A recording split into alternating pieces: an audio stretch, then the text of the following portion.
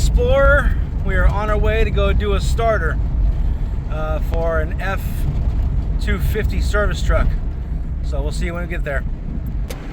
Yeah, so I guess you can't see it, but the thing that I soldered, those wires for the defroster for the rear window, definitely not bugging me anymore. Glad I did that. Something else I was noticing right now was there's not as much squeaking now that I did the pressure washer on the undercarriage. So seems like that greatly helped me. If your undercarriage is dirty, you should probably give it a clean. These pipes are clean! It's supposed to be 97 degrees today. Take a look at those San Jacinto mountains with blue skies. Yeah, buddy.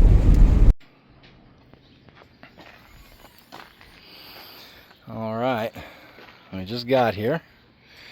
Got a pop-up tank because it's supposed to be hot today, but hopefully this will be a quick job. Most of these are only a couple bolts, a couple wires, donezo. But we got our new starter here.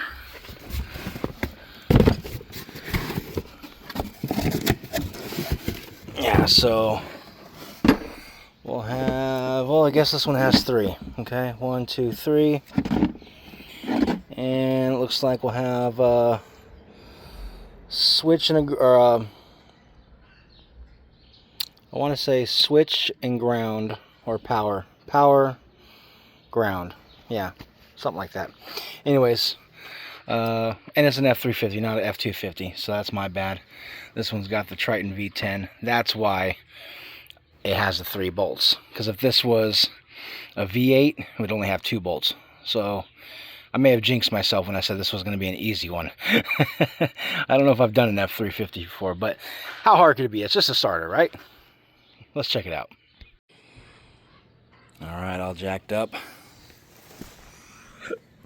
Let's take a look under here.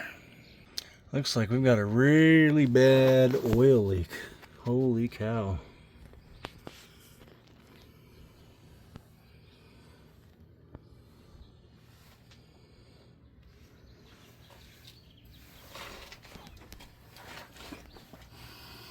Yeah, right there. That should be pretty easy. Alright, before we start removing and loosening any cables down there on the starter, let's go ahead and remove our battery terminals. Battery is loose. Now let's go back down to the starter. So, plan of action. We're going to remove the switch wire. Then we're going to remove the power wire. Then we'll go after the bolts. One there, and one above there. Should be able to reach those. I'm going to have to get the ratchet with an extension. We'll definitely not be able to use the power tools in this one.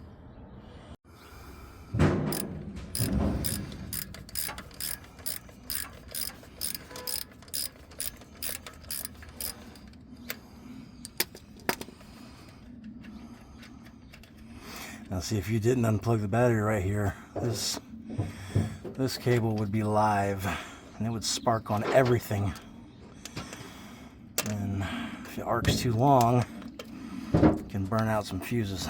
Alright, so one down, one to go.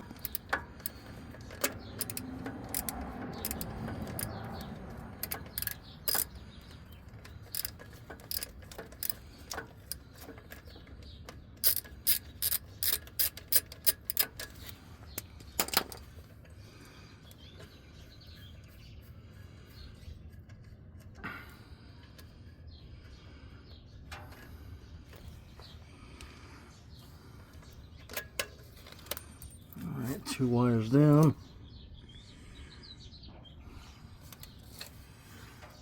Alright, now let's start pulling out these bolts starting here. Actually, we'll do this one last. Let's get this one and the one on top. Alright, you can see the middle bolt right there. That's where I got the handle.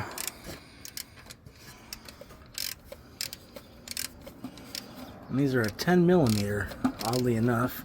I thought they would have definitely been bigger than that. Alright, there's one.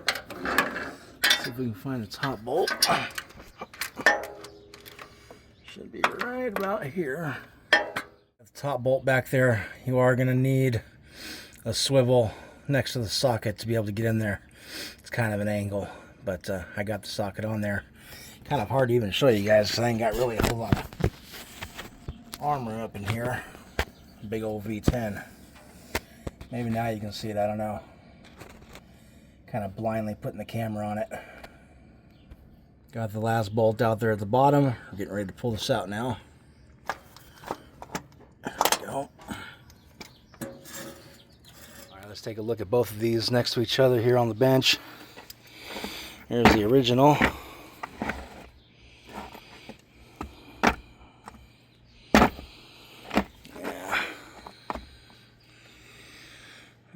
Nothing out of the ordinary. Oh, yeah, that's a little loose. A lot of times these posts right here break, or this post right here will break. And here's our replacement. Alright, all nice and shiny like. Let's get this in there. If you guys don't have a local auto store to pick one of these up, I'll put a link down in the description for you guys to order one. But I picked this one up at AutoZone. It was the most affordable solution that they had in stock. I think it was like $150, give or take, with core fee and everything involved. Once we turn the core back in, we'll get 25 bucks back. But this is a remanufactured starter from Total Pro. Now I recommend putting the starter back in exactly the way you took it out. So the first bolt that's going to go back in is the bottom, and then the second one will be the middle, and then the top will be the last. And then we'll put our wires back on. So pretty easy from here on out. Appreciate you guys. We'll come to the end when we're testing it, but smash that thumbs up and subscribe for the next one. All right, all bolted up. Let's go test it out. All right, moment of truth. Oh, buddy. Way better. Before, it would hesitate, it would click, it would not turn over. Bada bing, bada boom, we got a win. Get those thumbs up, subscribe. Appreciate you guys stopping by, watching this. Leave me a comment down below if you have any questions. We'll get back to you. Catch you next time. You know, driving home, I'm noticing that the check engine light didn't come back on, so I think that IAC completely fixed the issues that we were having with the throttle. So big win. But you know, as I'm driving, I'm really thinking about how thankful I really am for the blessing of this Ford Explorer. I mean, I got it for free, and I mean, granted, it was a non-runner, but dude, it's running. And really, it only took a few $100s to get it in this condition. How many vehicles out there have the potential to be put back on the road with just a few $100s? Think about that. All right, so just as we were talking about the check engine lights being gone and driving great, right as I pulled into the garage, a check engine light popped on. So pull the codes. I probably should have shown you guys, but it was the same 3 codes I had before, so I didn't think there was any point. But it's still showing a bad air-fuel mixture ratio somewhere, or it's suggesting a vacuum leak, but we know we don't have any vacuum leaks. I've been over this thing a million times. I have not found a single vacuum leak. So the only thing I can think of at this point is that something is causing the air-fuel ratio to not mix properly. And the only thing that I can think of would be the mass airflow sensor. You know, 200,000 miles on it. It sat in a field for 5 years. I haven't really addressed it. It's not like I've cleaned it or anything. We've just kind of ran it till we ran into another problem, right? So that's kind of where we're at. I think these are usually pretty cheap enough. I'm probably just going to find one to replace it to see if it improves it and gets rid of that error code.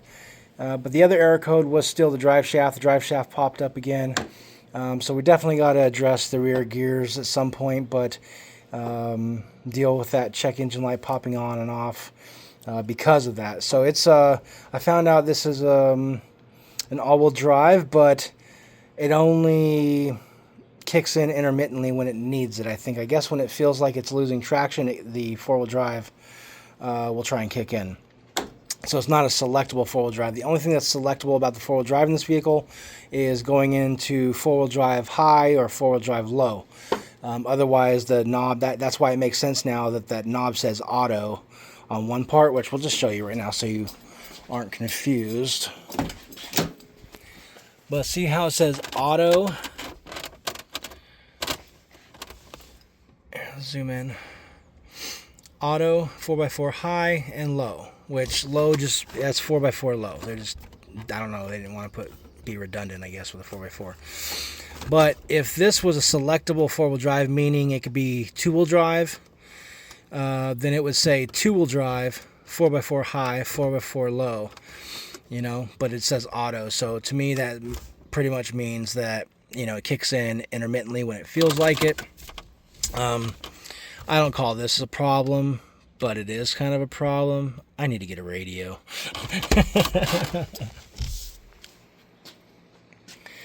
Anyway, so we got that little update, and this is the scanner I'm using. You can find these at AutoZone for like $40 or under $40, somewhere in that price range. But it's a basic scanner, shows you all the codes. You can erase the codes, but you can't go in there and, you know, change any settings of the computer or anything like that. It's just a basic code finder. And then this is how you would select through your codes. If you guys don't have one of these, you don't have a parts store near you, I will put a link down in the description below. And if you guys need one of these, just click on the link, make a purchase. Helps out the channel too. We get a little commission. Appreciate it. Moving on. Mass airflow sensor.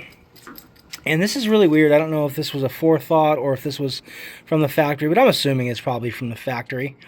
And it's got a kind of a plastic cap over the screw. So you probably just got to melt that down. I'll probably just hit it with a torch really quick or something like that. And you put your little star bit in there. And that'll come right out. And then you just have one little plug, pop it off. Boom, just like that. Real easy install. So we'll look that up. I have been looking at 5.0 upgrades. I'm not going to lie. I do like power. So I'm thinking maybe even a 302 carbureted in this. What do you guys think? Let me know what you would put in this down below in the comments. If your future plans, so like some of the future plans with this, what I would like to do with it, right? Like if money were no object, even in a budget build, I would like to get full-size axles, possibly 1-ton axles. But I have also considered other options. Maybe just, you know, sourcing some axles out of an F250. I probably want to go with a 510, 557 gear ratio, somewhere around there, because I do want to put big, meaty tires on this for off-roading purposes. That would be really cool to have an off-road rig again. I just uploaded a video. I'll put it right here. My last off-roading trip up to Idlewild from B Canyon in my Nissan Titan. That was a blast. I'm so glad I got to do that with that truck. You know, that's kind of our Mecca off-road place that we like to go to. We live real close to it. Awesome trails. Go check them out. Respect the land. But yeah, that video also has really cool history background of the Kauai people. So check it out. Also, in terms of building an off-road vehicle, I've always wanted to build a roll cage. And I think we're getting to that point now where I might start thinking about setting up a welder. I obviously need some other tools too. Pipe benders, tube benders, stuff like that. But I would like to do a comp cut. I don't know if I've ever seen a Ford Explorer with a comp cut. And tube fender, you know. I don't know, maybe bring it out a little bit even, who knows. I was thinking exo cage, I don't know. Chop off the back, what do you think? I've got a picture of it like that. Check it out. What if we did something like that? Bring the cage out here. You could remove this fender, do some kind of crazy Wide tube fender here. Sheet metal. Let me know. Or would you rather put a cage on the inside? I'm torn because I like both. What do you think? Leave a comment down below. Let me know. Anyways, YouTubers, check out the description below. Leave those comments. Thumbs up. Subscribe. Catch you next time.